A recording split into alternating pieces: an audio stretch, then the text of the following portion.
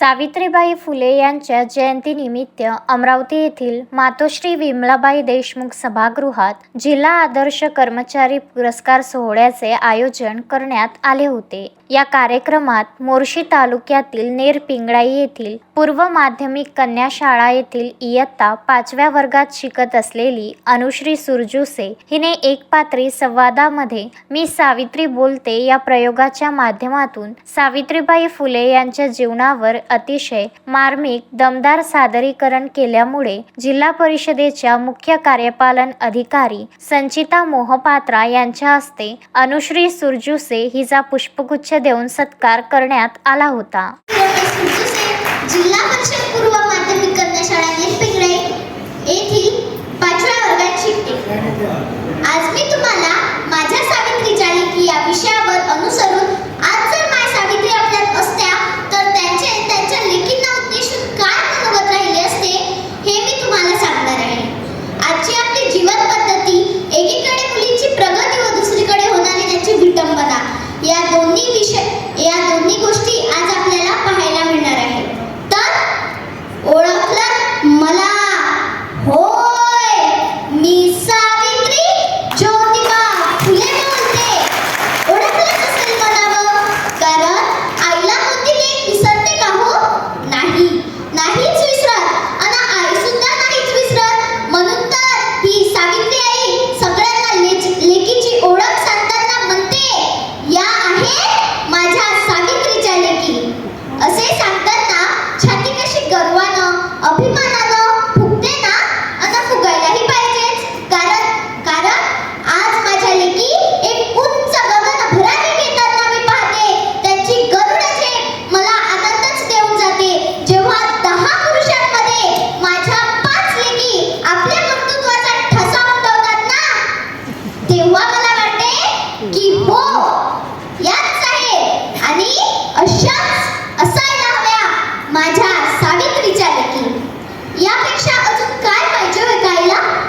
मला माझ्या लेकीच्या आनंदाच्या प्रगतीच्या गंगेत माझ्यावर झालेल्या अत्याचाराचे पाप पूर्णपणे वाहत गेले असे वाटते। आणि माझ्या लेकींनाही नक्कीच वाटत असेल की मी सावित्रीची लेक आहे आणि सावित्रीचा वसा मी चालवतेच ना।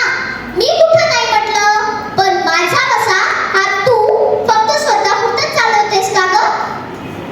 तू स्वतःपुरतेच जगतेस का? हा विचार माझ्यासाठी अग्निदाह आहे मुलींनो, आणि अजूनही माझी अग्नी परीक्षा सुरूच आहे असे मला वाटते। कारण मी स्वतःला तुमच्यात अनुभवते। तुम्ही प्रतिछाया आहात का माझी?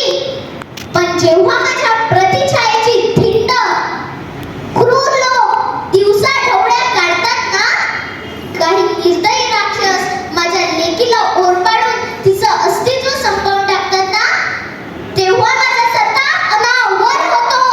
कायद्याच्या देवीच्या डोळ्यावर जशी पट्टी मारली होती ना, तशी पट्टी माझ्या असहाय्य लेकीची अवस्था न समजून घेणाऱ्या तुमच्या आमच्या डोळ्यावर बांधलेली मला पाहायला मिळते। माझ्याच लेकी स्वतःच्या डोळ्यावर पट्टी मारून स्वतःमुळे अंधार करतात ना, तेव्हा माझ्या विचाराचा अग्निदाह होतो। का माझ्या मुलींनो तुम्ही पेटून उठत नाही? अत्याचाराविरुद्ध का म्हणून या ज्योतीची मशाल होत नाही? हा अत्याचारी राक्षस तुम्ही मशालीने का पेटवत नाही? हाच सवाल एक आई तिच्या लेकीला विचारते, माझ्या सावित्रीच्या लेकीला विचारते, माझ्या सावित्रीच्या लेकीला विचारते। यासाठी का म्हणून मुलींनो मी दगड, शेत, माती अंगावर झेलली समाजाच्या वेशाला मी सामोरे गेली नाही। मी यासाठी नाही, तेव्हा माझ्या संसाराची राख-रांगोळी केली की आज माझ्या लेकी मी असहाय्य अवस्थेत पाहाव्या। सतीप्रथेत जशी यातना सोसावी लागायची ना, तशी यातना मी सोसते जेव्हा कुणी माझी लेक ओरबाडते, आणि हे भयानक कृत्य समाजाला दिसत असूनही तो आदरावतो। आणि आदरावतात माझ्या लेकी, ज्यांच्याविषयी मी गर्वाने सांगते, याच आहे माझ्या सावित्रीच्या लेकी। याच आहेत का माझ्या सावित्रीच्या लेकी? नाही माझ्या मुलींनो, मला यापेक्षा